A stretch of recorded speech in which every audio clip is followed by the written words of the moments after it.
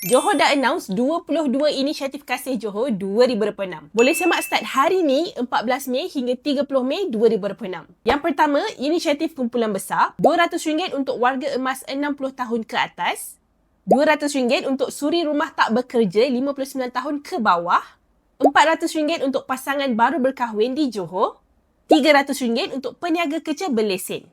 Yang kedua, inisiatif untuk komuniti pula, RM200 untuk AJK masjid atau surau, RM200 untuk guru agama atau imam atau bilal yang tidak berellaun, dan RM200 untuk sukarelawan penggali kubur Islam. Yang ketiga, inisiatif family dan anak, RM150 untuk murid OKU JKM berumur 5 hingga 20 tahun, RM200 untuk anak yatim berumur 7 hingga 18 tahun, dan RM200 untuk ketua isi rumah miskin IKASih. Yang keempat, inisiatif yang underrated pula, RM300 untuk 400 orang pengusaha homestay berdaftar dengan MOTEC, RM200 untuk pemandu van atau bas sekolah yang sah dan berlesen, dan maksimum RM5,000 untuk persatuan belia aktif dan berdaftar dengan ROI. Nak senang, boleh semak kelaikan terus dekat sistem bantuan kasih Johor di bkj.johor.gov.my.